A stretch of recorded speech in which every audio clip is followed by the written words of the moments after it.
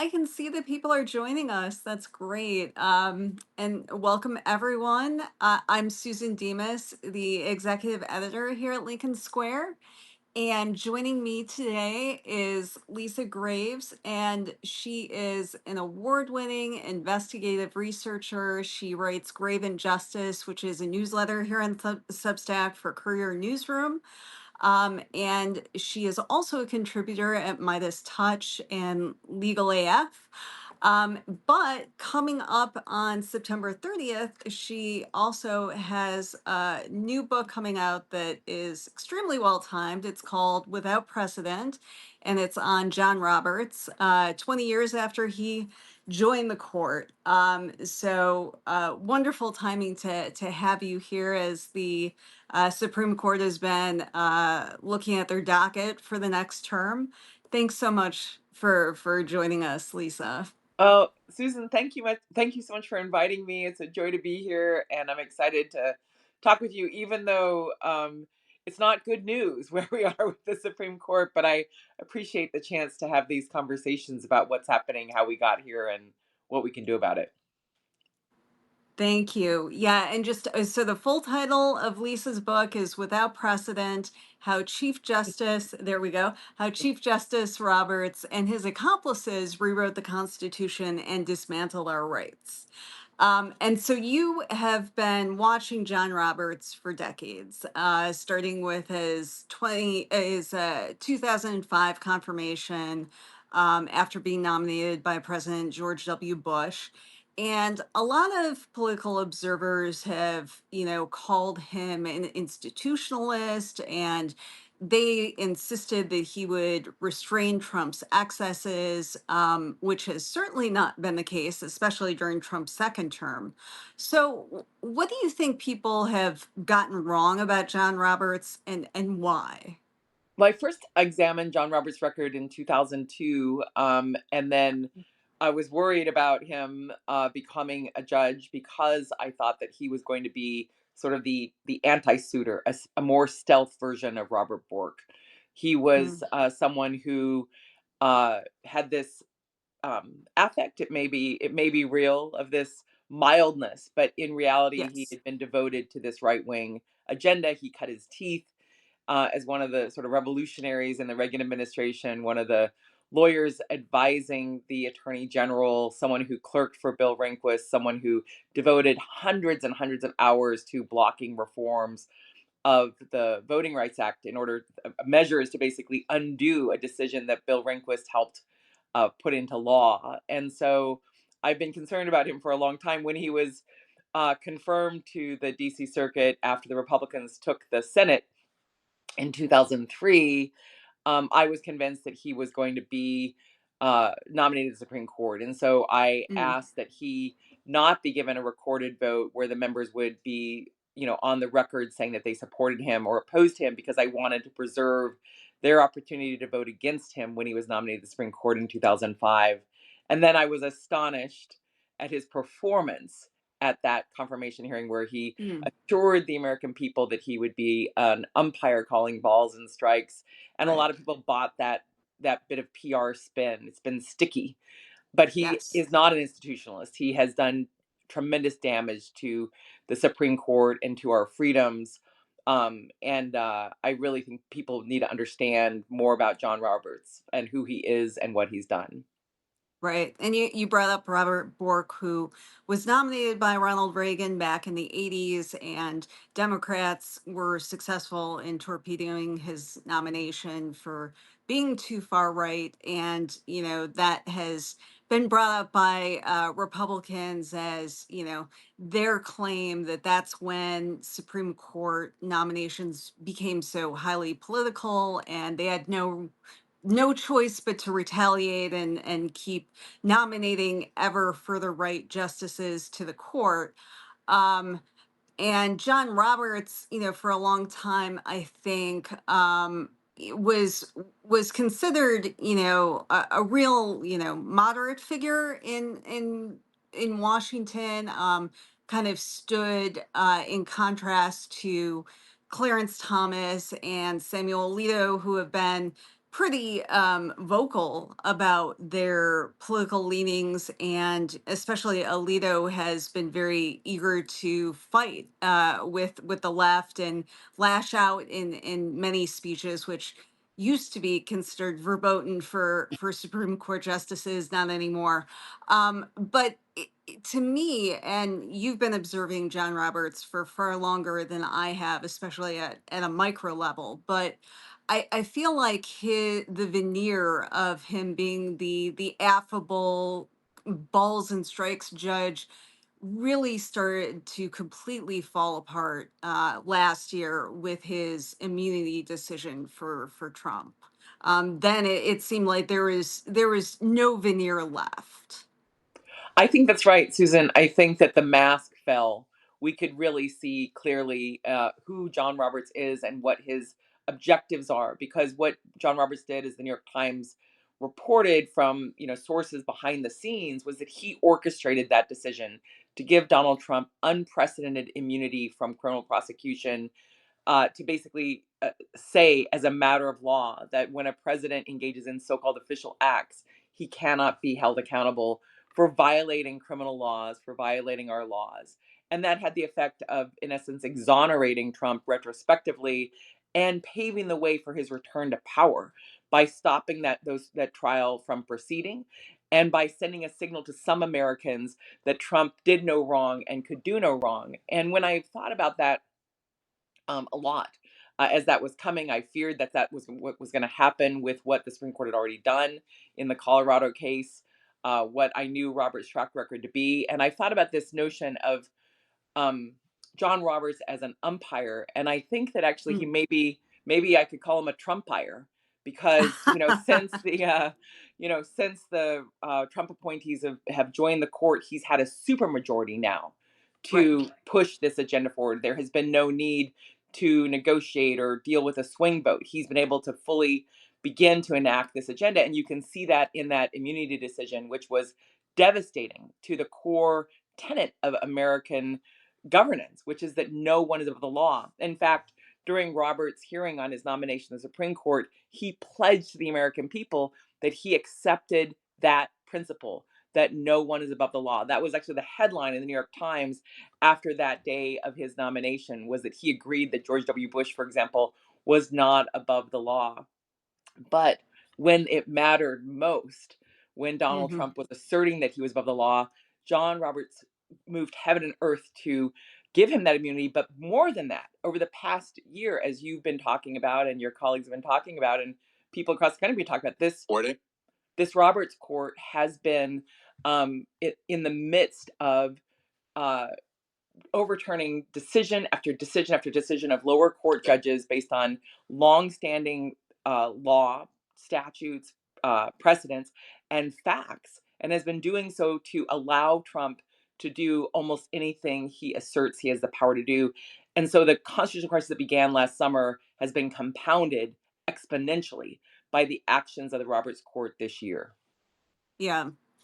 And there are many, many reasons why the 2024 election turned out the way it did, with Trump winning a second term. But I feel like you cannot underestimate the stamp of approval that Trump got from the highest court in the land. That it really helped some voters who were on the fence, say, well, if the courts say that he didn't do anything wrong, then this must not be that big of a deal, and maybe I can vote for him again, or even for the first time, because I don't like the direction of the country for one way or another. I feel like that's something that may not be picked up in polling very easily, but it really is a powerful message, especially when the messenger of the court has so often been John Roberts, who has that affable smile. He doesn't have the perpetual scowl like Clarence Thomas has. He's very good at selling, whatever extremist decision there is as something that is reasonable and fits in with precedent, even if it's something like the Dobbs decision in 2022, which of course discarded 49 years of precedent. And we've seen that over and over again from John Roberts, especially with voting rights, with the Citizens United decision, and where he has, been able to move jurisprudence so far to the right in this country. But because, he has developed this reputation as the umpire, it seems like he has been able um, to sell this, especially to political observers, as something that doesn't break precedents. Um, but I'm wondering, because eh, you know in my mind, in studying history, really the Taney court has been kind of like the touchstone for everything that's wrong in the judicial system. Known for the Dred Scott Right. decision before the Civil War that declared that African Americans weren't citizens and the government couldn't prohibit slavery from expanding into territories, which of course, for a long time at least, we understood to be just a debacle and helped pave the way for the Civil War. And, now I I really feel like with the sheer number of decisions that have come out of the Roberts Court, especially with the shadow docket in Trump's second term, that he's really giving the Taney Court a run for its money. How do you feel like the Roberts Court stacks up to other courts in history? What will it be remembered for? Well, I do think John Roberts is going to go down in history as the worst Chief Justice in American history. Roger Taney's decision in Dred Scott was a debacle. It's just rife with racism. It is taking a stand basically to try to stop the effort to stop the expansion of slavery. And it was a terrible decision. And as you said, it helped precipitate the Civil War in the United States. But what John Roberts has done is remake our American democracy on a broad scale. And that includes this specifically that immunity decision to say that a president can act above the law. And Donald Trump has embraced that. He has repeatedly said that because he's president, he can do X or Y. He can send troops into Chicago. He can just somehow invoke the Insurrection Act, regardless of its actual terms and the facts on the ground. He's been emboldened by this court, by the Roberts Court. And it's not just that. The constitutional crisis, in many ways, actually began years before the sort of not zenith, but this high point or really low point of the immunity decision, because John Roberts, after promising that he was going to just call balls and strikes, one of the first things John Roberts did when he had the chance was to decimate key enforcement provisions of the Voting Rights Act. That was, when I looked at John Roberts' record in detail for this book beyond the look that I had taken, 2 decades ago, what I realized was that when John Roberts was clerking for Bill Rehnquist, Congress was across the street trying to undo a decision that Rehnquist had joined, that had Mm.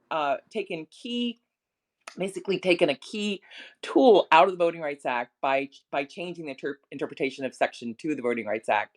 And then what happened was Bill Rehnquist called Ken Starr, who was a top advisor at the Justice Department, and asked him to hire John Roberts for the top of the Justice Department to advise the Attorney General.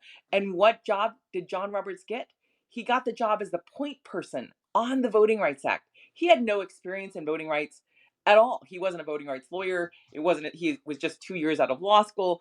What he had was the training at the foot, at the knee of one of the most anti-voting rights justices in American history, Bill Rehnquist, someone who had Mhm. actually engaged in voter suppression before he got on the bench when he was a lawyer in Phoenix. And Someone he who, was the chief justice like during the Reagan era, Reagan yes, Bush era, yeah, and right. yeah. Yeah. So, and then ultimately he was rewarded with that Chief Justice position. But we learned that Rehnquist also urged his boss, Robert Jackson, to dissent in Brown versus Board of Education. That was the person Roberts clerked for. That was the person who got Roberts the job at DOJ.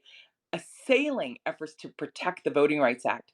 And so when he had the chance to decimate it, notwithstanding the fact that Congress had reauthorized the Voting Rights Act in 2006 for 25 years based on Hmm. detailed factual findings and the need for these pre-clearance provisions, John Roberts, with a stroke of a pen, set that aside and unleashed a wave of voter restrictions that I think also helped Donald Trump win ultimately in 2016.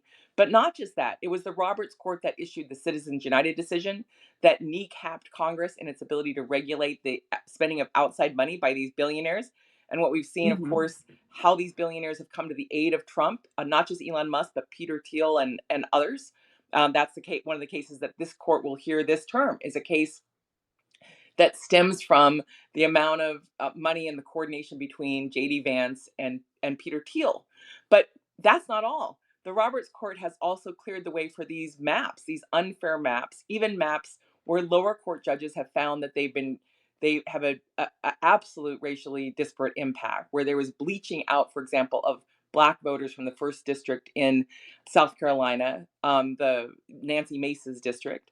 And this court has allowed that. That has then emboldened Texas, for example, to engage in this map drawing that we've been seeing widely reported. So John Roberts, through that trio of decisions and a few others, Brnovich and more, the Alabama case in the 2022 election, John Roberts has remade American democracy in deeply distorting ways, in arrogant ways, to advance his political agenda through the law.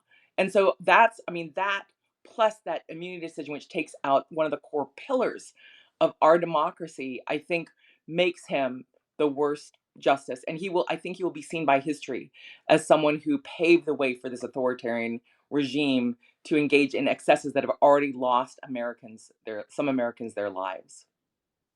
Yeah, it's always seemed to me that voting rights and dismantling the Voting Rights Act seemed to be his particular passion project. And he really has gone about it very methodically because there have been so many cases that, the Supreme Court has taken up and that have paved the way for completely unfair maps. And we've seen, there was only a 4 vote margin in the U.S. House in the 2024 election.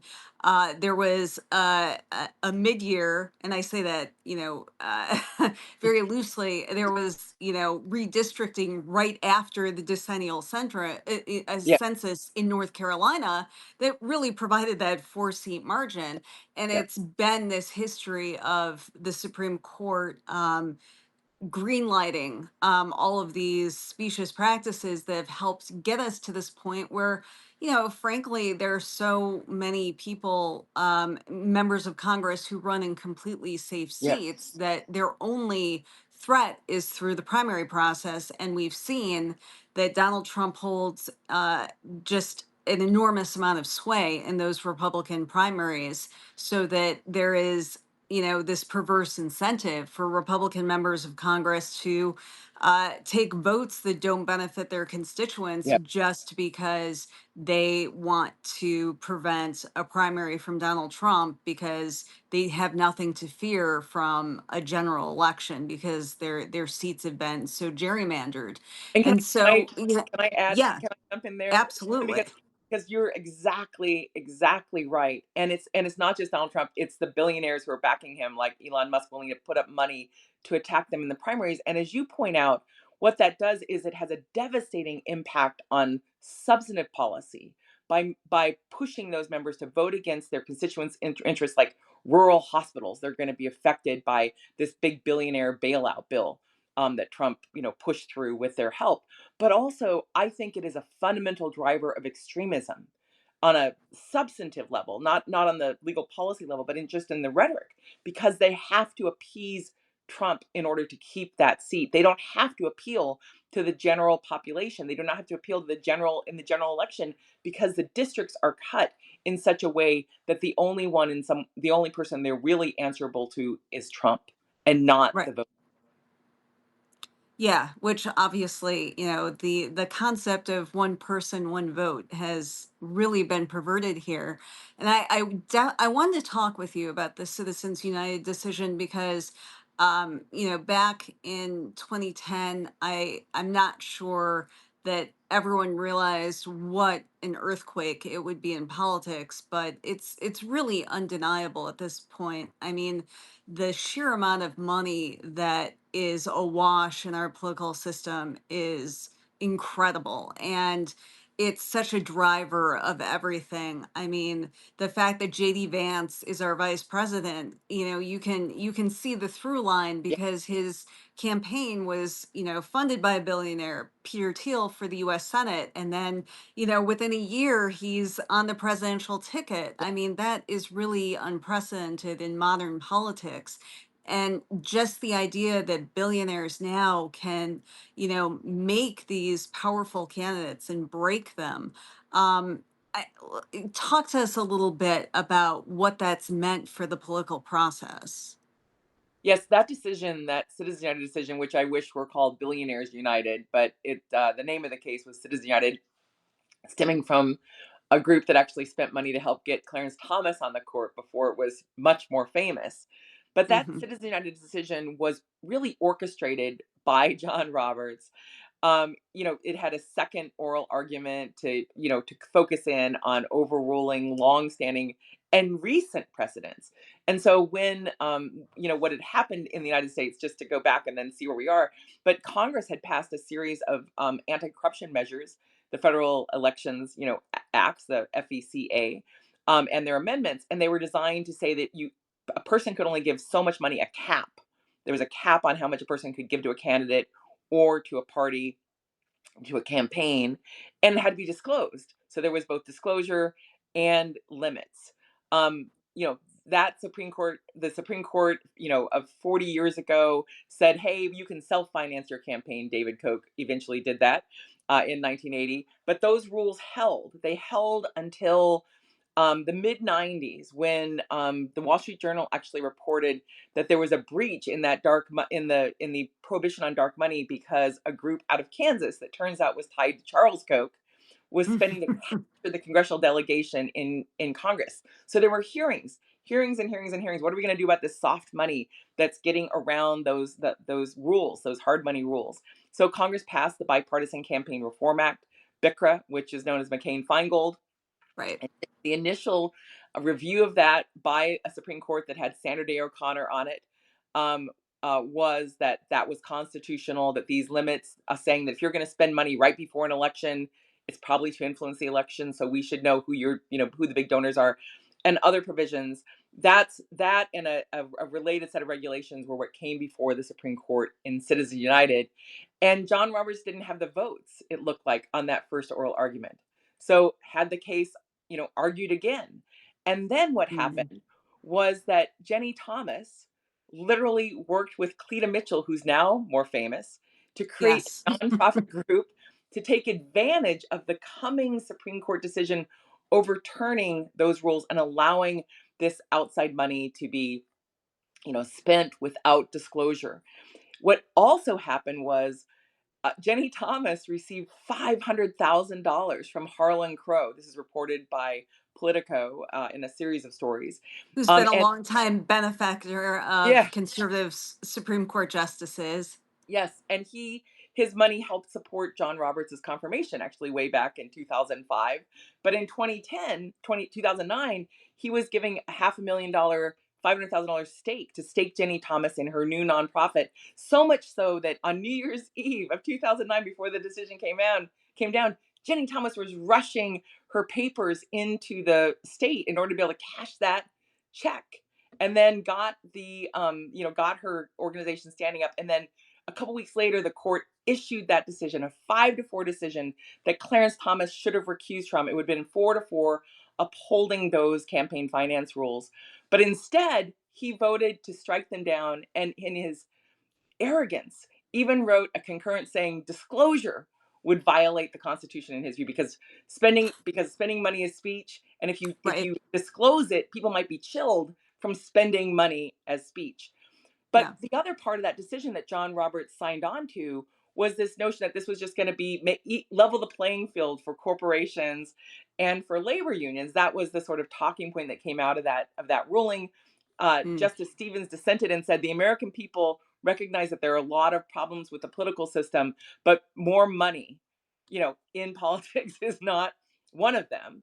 And Uh, the idea that corporations are at a disadvantage in this yeah, country is a very curious yeah. statement in and of itself. Yeah, yeah, and so that decision came down in 2010, right before the midterms, right before that Tea Party midterm that, Right. that stood up a Republican House to oppose Barack Obama and his election, his presidency, his agenda, and, from that point forward until 2020, Republicans had a decided advantage in that outside money spending, helping them in the way the money was to the extent that you could document how much money was being spent through ads and other activities without being technically part of the campaign. It had a devastating effect because it basically means that a candidates for federal and state office now are being outspent by outside groups. So who's really dictating policy? Who's really controlling policy? It's a disproportionate effect of a small number of billionaires that are playing a huge role, and they're doing so at the same time as their wealth has increased exponentially. So I calculated like 2 years ago or something. Jeffrey Yass is the richest man in Pennsylvania. He was, trying to capture the Pennsylvania Supreme Court, trying again this year in some ways with the Hmm. retention races. But when I looked at his wealth, which has come out of TikTok, ByteDance, and super rapid transactions on Wall Street, it turns out that him spending millions of dollars to influence the outcome of elections in Pennsylvania was the equivalent of an ordinary person, basically buying a coffee and a bagel once a week. You know, Mm. because they have so much money that they can push huge sums into our election process Right.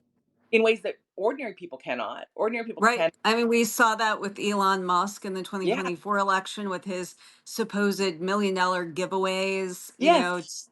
and I mean, that's just it's insane because, for the average person, we just can't comprehend the idea that, it's a good investment to spend tens of millions of dollars in an election because you can barely feel it. Yeah, and for some of these billionaires have been very upfront about what they're doing. So, for example, Betsy DeVos, when the DeVos family was one of the biggest funders of the Republican Party and some of the outside money that was beginning to build, she said, "Of course, we want a return on investment." They want a return on investment. That's why they're spending big. They want policies changed to benefit them in ways Right. that hurt the And rest. and Yeah. and we've seen with the budget bill that Republicans passed this summer, they're getting that return on the investment just with the tax code. Yes, yes, and Charles Koch, by the way, took credit for that being a once in a generation opportunity, even though he's had some, press about how he personally isn't hanging out with Donald Trump. The fact is that his organizations helped get the vote out to help Trump win in 2016, help again Americans for in 2020. Prosperity. Yeah. Yeah, and also he has benefited from the policies not just of the Trump administration, but of this Supreme Court, a court that he gave money to Leonard Leo, and to related enterprises to capture the Supreme Court, and the Supreme Court has in turn issued decisions that favor the position of Koch lawyers and of groups that are predominantly funded by Charles Koch. That includes efforts to prevent the EPA from mitigating the climate changes that are underway, to take away the deference that agency experts have been entitled to under federal law for decades, so the judges can't just come in and substitute their judgment. But on and on and on, this money that citizen united decision unleashed, and the prototypes of how that money could be spent to distort the outcomes of elections, it is on steroids with social media and with the growing number of these right-wing billionaires in this country who are willing to spend money to get the people they want, including in the White House who they want, and to capture Congress as well. And we're at such an incredible point where now we are 15 years into the Citizens United decision where, it was established that money equals free speech. And now our free speech rights as ordinary Americans are under complete assault by this, presidential administration. And probably that question will end up in one form or another, in front of the Roberts Court. Certainly we have a lot of reasons to be concerned about what their interpretation will be on that.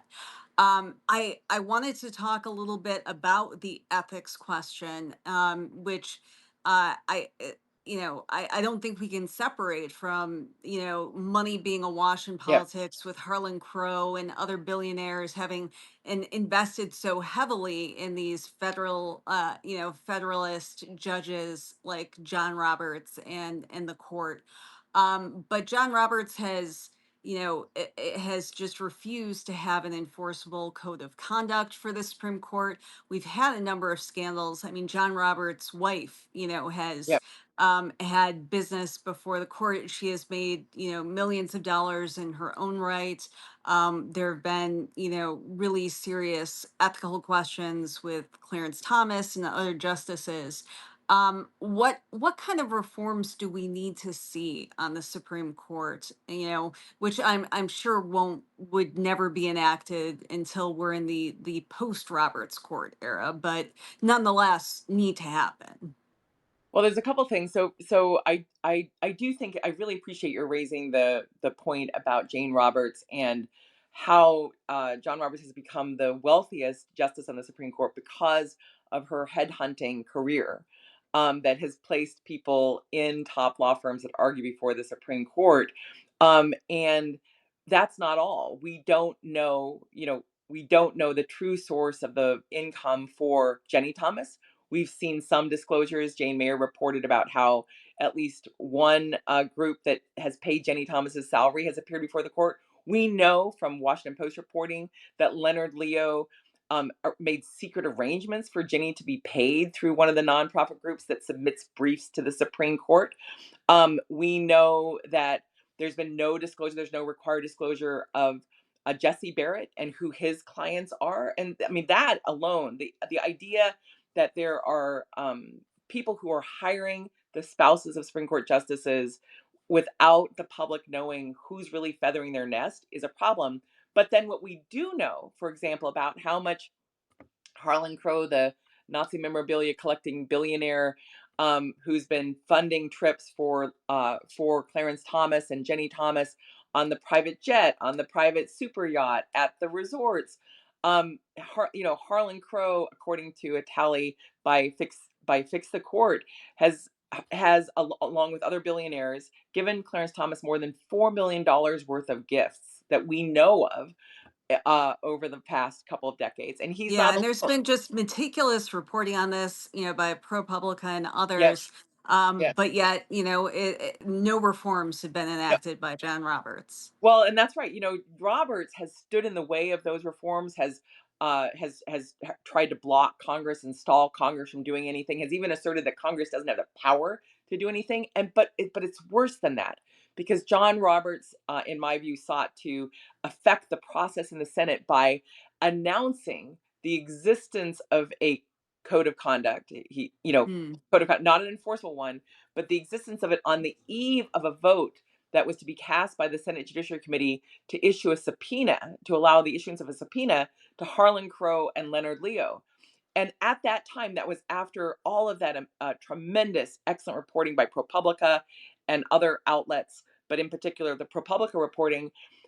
In the aftermath of that reporting, John Roberts had the audacity to make a public statement saying each of the justices have signed onto this ethics code, Hmm. saying they comply with it, which means it means almost nothing, and it's not enforceable, and it lowers the standard. It creates a lower standard than what applies to the lower court judges who do have an enforceable code. And it even says that if there were a conflict of interest, the rule of necessity could override it. Meaning, if they need the vote, if they need that justice on a case, that they could disregard a conflict of interest, which is not what the federal law says. The federal law says that you shall recuse yourself if there's a conflict of interest or an appearance of a conflict or impropriety.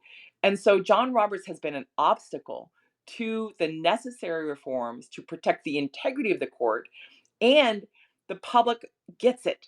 That's why the polling of the court is so weak. That's why it's at the lowest level it's ever been since polling of the court has been occurring, because John Roberts is not the institutionalist that he's been portrayed as, or that he sought to portray himself as. He's someone who is using that court to advance a right wing agenda and disregarding common sense reforms that are necessary to reform the ethics issues at the court. And he also, as you pointed out at the beginning, he was a party to that decision, the decision in Dobbs. It's interesting the position that he took, which was he would have allowed that 8 to 10 week, 15 week, I guess was the one that finally came to the court, 15-week ban on abortions, claiming that the viability standard under Roe was deeply flawed and unworkable, Mm. when in fact it was a very common sense, workable, way to consider the rights at stake, with the first trimester, second trimester, and third trimester. But what John Roberts, in areas other than voting rights, in areas other than aiding Trump, John Roberts has taken a very patient approach to revising the law, to rolling back our rights, eroding them. And in essence, he said in that Dobbs decision, you don't want to jolt the public, because if you do it outright, people might, in my rejoinder, people might wake up and organize, Right. and you would have a reaction like you had in 2022 to that Dobbs decision. What he would rather do, other than in the area of voting rights, where he's basically trying to remake the rules of the game in ways that Hmm. obviously aid his political party, the party that appointed him, the party that he seems so allegiant to, and their billionaire agenda. In these other areas, he has been, basically slowly boiling us. But since the Right. It's the yeah, yeah, slowly boiling the frog, yeah, technique versus Samuel Alito that just wants to take a gun to the frog's brains right yeah. away. Yeah, just crank the heat up and broil the frog. Right, But right. the fact is that John Roberts has gotten away with this in part because until that 2022 investigation by ProPublica, the reporting around the court is very much like, oh, the court did this today and it was a 6-3 decision, or a 5-4 decision, and this is just the way the pendulum swings. These are Right. not normal cases. This court was not constructed in the way previous courts have been constructed, just by presidential appointment. Right. It's a I mean, they court that did was, not have to take up the Dobbs case, for yeah, instance. yeah. In These fact, are choices. yeah, yeah, exactly. And in fact, the overwhelming majority of the cases this court takes are not mandatory. They're discretionary.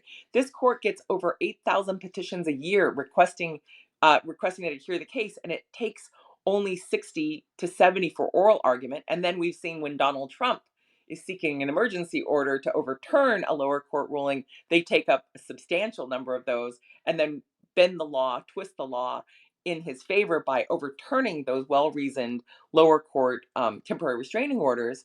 But the Roberts Court is basically using the judicial power to enact a legislative agenda in alignment That with, Jeffrey Epstein. oh, in alignment with this hyper partisan uh, president, and in alignment with the billionaires that are backing this agenda to basically unwork the key precedents of the 20th century and some of the 21st century.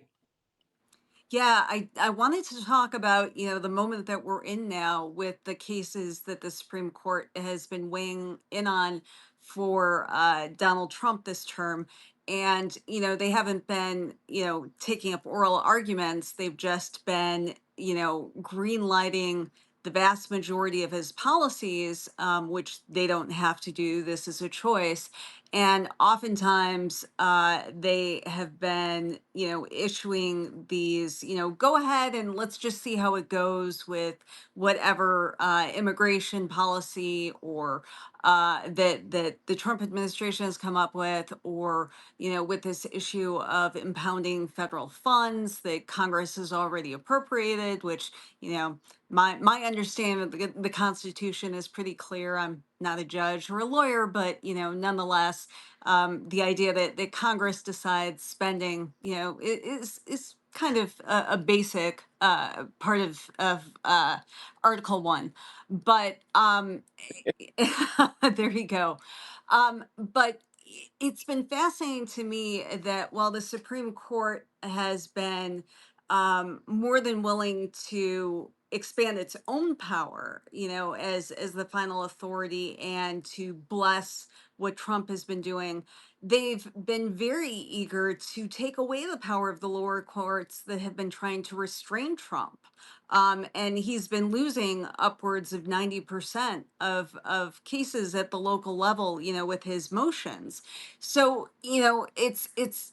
can you talk to us a little bit about how the Roberts Court has really been remaking the institution of the judiciary, as well as being a full partner of the Trump administration for its agenda during these 9 months? Yes, one of the things that happened early on was there were headlines saying that John Roberts had rebuked Donald Trump because of his criticisms of the lower courts.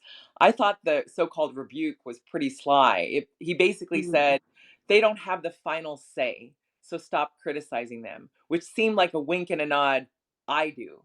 I've got the final say. And we know that Donald Trump was very effusive in his thanks for Donald Trump, claimed it was just for swearing him in. But mm, we know and everyone knows that it was John Roberts who orchestrated that immunity for Trump that got him off the hook. And as you point out, this year, this Roberts court has been going out of its way in an extraordinary, like unprecedented ways to overturn lower courts, those lower courts that he told Donald Trump not to worry about. And it's not just it's kind of a substantive thing. Obviously, they haven't been issuing the legal rationales for why they've been overturning those lower courts. But when you look at the cases individually and then as a whole, what you see are a couple things. One is this Roberts court has basically turned the legal standard on its head to aid Donald Trump. And I say that right, because under the rules for temporary restraining order, you have to show that there's a substantial likelihood of success on the merits, which mean those lower court judges have found that the statutes, that legal precedents, that the Constitution is on the side of the plaintiffs challenging those extreme actions, right, unilateral actions. And you have to show to get a temporary restraining order that if this action isn't stopped, that the plaintiffs or the class that they represent will be facing irreparable harm, a significant likelihood of substantial irreparable harm. And those are the findings. And this Roberts court is basically saying, nah, go ahead, keep doing what you're doing, even though there are findings below based on detailed fact findings and legal analysis that this would harm a substantial number of people in many instances. The right, court said that's okay. And then while the case is being litigated, the substantive legal issue, can the president do X or Y or Z? He gets to keep doing it. And we saw that in a case recently that really reveals sort of the jig is up, in essence, that we can see what's happening because there's a Supreme Court decision that's 90 years old that said that if Congress creates an independent agency, with specific characteristics, namely the Federal Trade Commission, FTC, it was a case involving the FTC.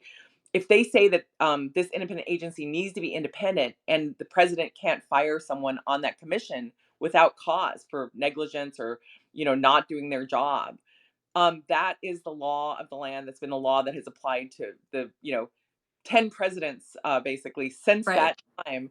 But for Donald Trump, they allowed him to fire the FTC commissioner while the case is going to be argued in early 2026. So the harm is already happening, and the harm is right, occurring in defiance of a long-standing legal precedent that has bound every other president. But that's not all. I mean, there's not just this one commissioner. The right, policies affecting immigrants, they're affecting citizens, they're affecting people who Congress passed budgets and were budgets that were signed into law to fund agencies, to fund grant programs, to fund science, to fund cancer research, on and on and on. Donald Trump has acted unilaterally. And when you pointed out, Article 1 and the power of the purse, the fact is that Congress expressly has the power of the purse in the Constitution. It's not ambiguous. right, And this impoundment claim, this theory that Russ Vought and Trump's, key insiders are peddling, it was a theory that was rejected even by right winger Bill Rehnquist when right, Nixon wanted to do right. it.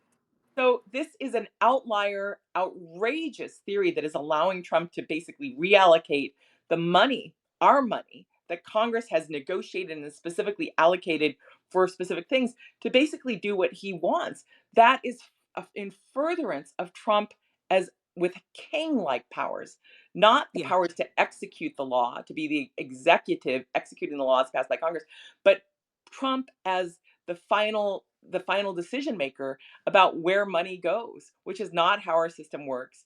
And the other part of that, as you point out, in terms of the court aggrandizing its power, what while the court in essence made Donald Trump into someone with king-like powers with that immunity decision, it's John Roberts who cast himself as the kingmaker. Right. Right. I'm sure that as former presidents Biden and Obama look at these decisions, they wish that they had had that court standard, especially for all of the student loan repayment fights where they restrained Biden's power repeatedly. But it really seems very clear, especially with this shadow docket, that there is a completely different standard for Donald Trump. And that's something that Donald Trump has asserted for years, even before he Right. was president. And now he has a really powerful ally in the highest court of the land. And so it's wonderful to have you with us because the court has been such a powerful force in this second Trump administration. And it's great to have someone like you that has such intimate knowledge of John Roberts and his long game. And so thanks so much for being here, Lisa. Everybody, her book will be out on September 30th. It's Grave Injustice. And it is just a fabulous read. So thank you so much for being with us. Thank you so much, Susan. I so appreciate it, Susan, and thank you to Lincoln Square.